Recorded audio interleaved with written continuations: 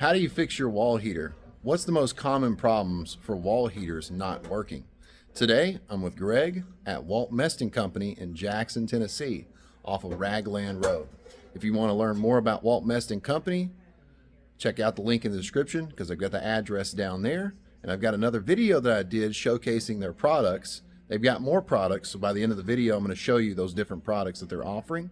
This is a place where you can not only buy different types of heaters, fireplaces, wood burners, but you can also bring your wall heater, your vent-free fireplace, and Greg is here and he offers repairs. So I'm going to be asking Greg questions about the most common problems with wall heaters, and he is going to give us the knowledge today. Greg's taking apart a Cozy World heater.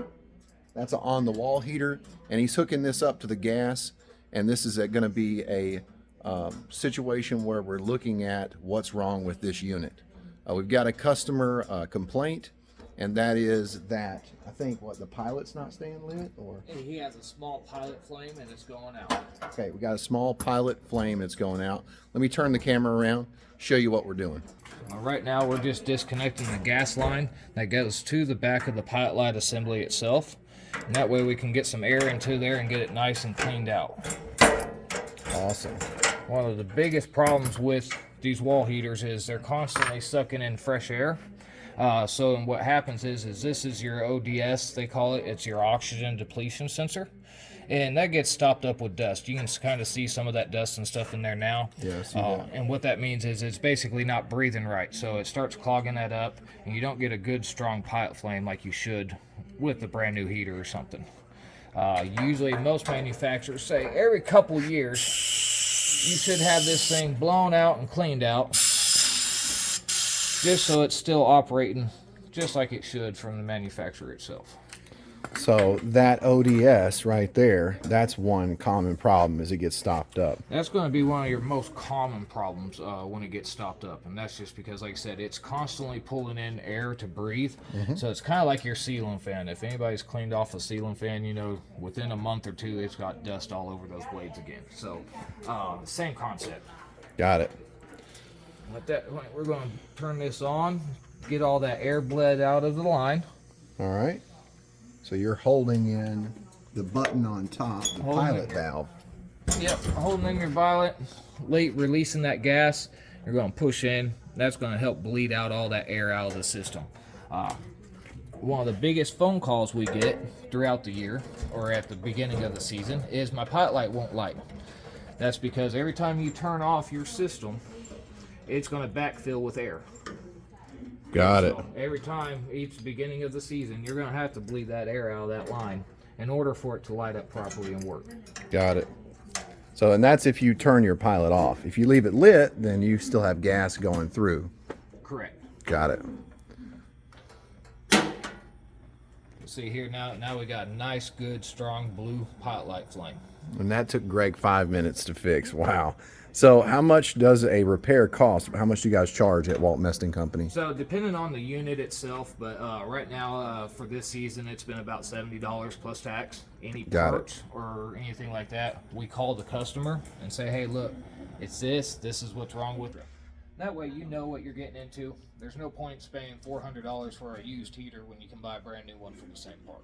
Got it. Wow. So that up front, it's kind of like advice they give you so that you can make a better decision. That's awesome. So far, we've learned that the ODS becomes filled with dust and needs to be cleaned, and you were using some type of pressurized air can, air duster to clean that. Correct. Just your regular computer air. Yep. Got it. Computer air. And then we've also learned that turning your pilot off at the end of the year can cause air to get in the line, and it may need to be bled off, which he just showed us how to do that. You just take that pilot tube, the end that goes to the pilot tube assembly, loose off of it, and then you hold the pilot valve down, and that will get all the air out of the line. So any other common problems, any parts you're having to replace, and then we're going to talk about what you shouldn't do. All right, so other common problems. What do you find in the field there? Usually the biggest thing, of course, is the main issue is, like I said, people thinking they're not getting gas through the system. Got it. That's because of the air in the lines. From there, it really boils down to the next thing is just the differences between a manual control or a thermostat control, especially on these wall heaters. Got it. When you get into your thermostat control, there's a little plastic button. Everybody tends to bust it. And then same thing, it's not necessarily the fact that anything's bad or broken on it as far as the valve or anything like that.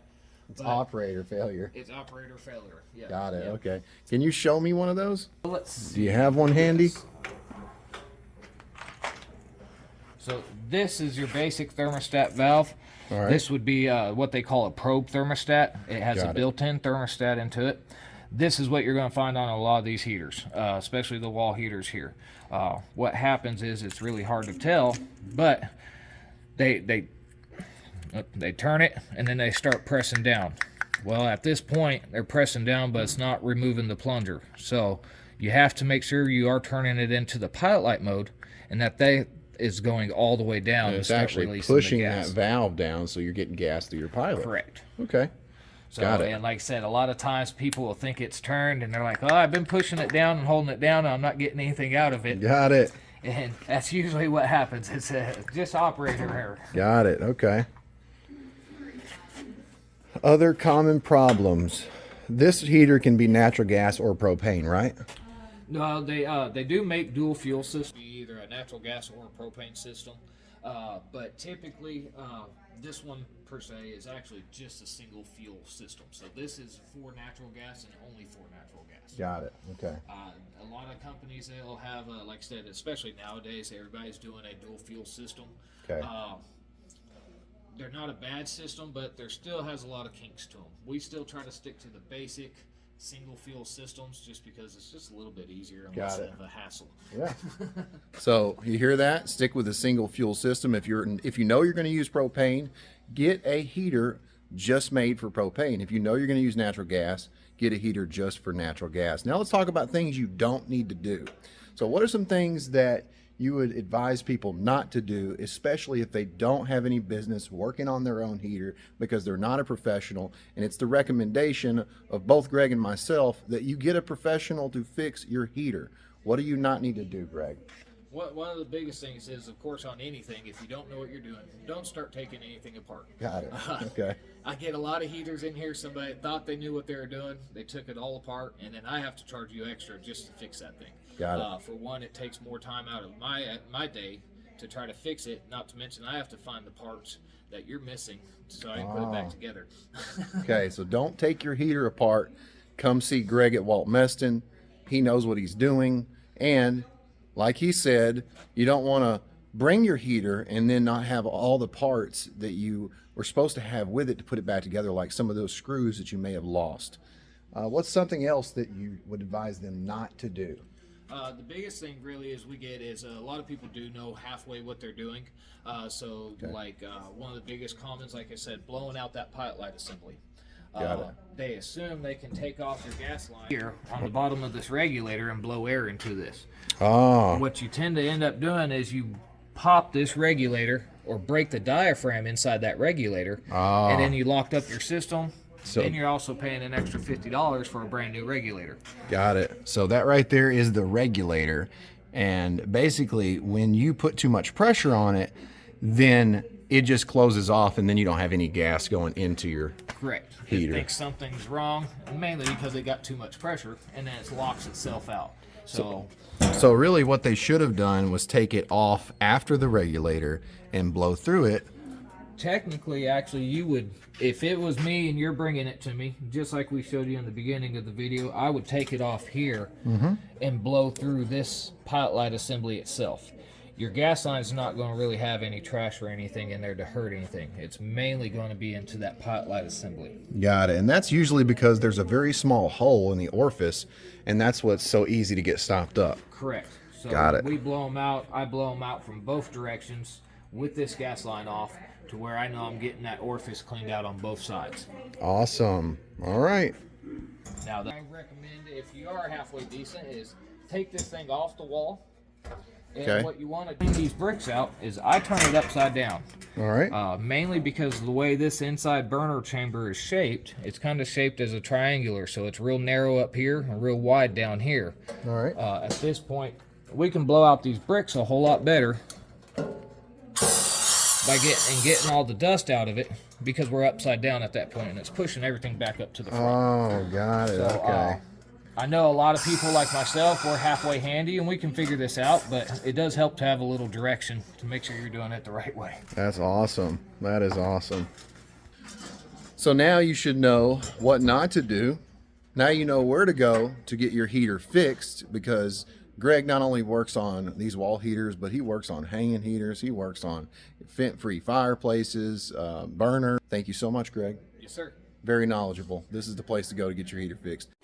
These heaters are great for a backup source of heat. They do not require power. So sometimes you have a battery and that's what powers the igniter.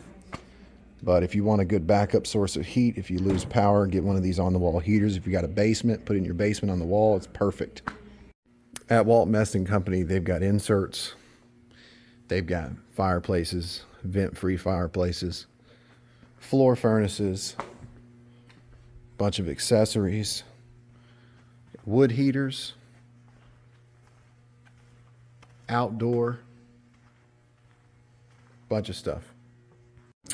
First product that's new here at Walt Mestan. This right here is, what is this, Greg? This is a patio table. Patio table. Wow, that is built-in gas fireplace. excellent. That is so nice. And look at that. There's the knob for controlling the amount of gas. It's got an igniter. So if you want something really nice in your patio, this is a patio, what is it? Patio table. Yep. Patio table fireplace. Yep. That is You so have your nice. Nice lava rock that would fill up into this chamber here, and then your flames would just come out on top from off of that. And it's big enough to where you can still sit down, have your dinner, and That's awesome. enjoy it. 60 by 60, so it's 5 foot by 5 foot. Refractory cement and fiberglass, it is a whole lot lighter than some of your concrete pours and stuff like that. So I actually put this together with one other guy an hour, so it's really not that big of a deal. It's just more awkward than anything. Wow. It is heavy, obviously, but not as bad as some of the other ones I've seen or come across. That's awesome. Let's go check out some other stuff. What we got here, Greg? So this is R.H. Peterson's AOG barbecue grill system. This is a prefab island. The island comes in 5 pieces. You have your front, your back, your 2 sides, and your top. From there, that you have your insert, and of course you have your little cubby holes. Either is if excellent. it's for propane, natural gas, they actually offer a charcoal one, which I'm really interested in checking out and seeing. This comes as a pre-setup.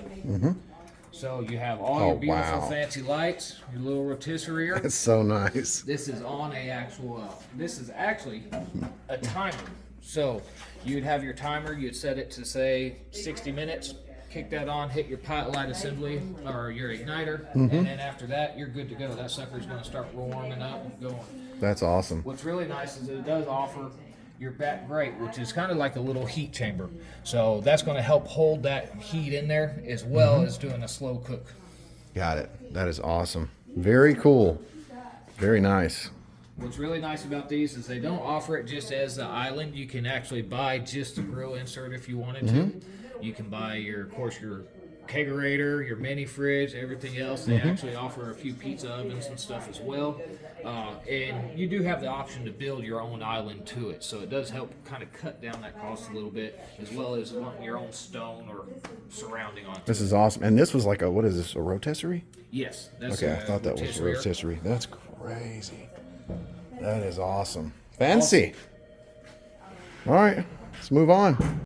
If you need to get your wall heater, your set of burners for your fireplace repaired, or you need to buy a new heater for your home, check out Walt Mestan Company in Jackson, Tennessee. Link in the description. You've been watching HVAC Tips for Technicians / Homeowners. I'm Tad, and I'll keep you cool if you let me.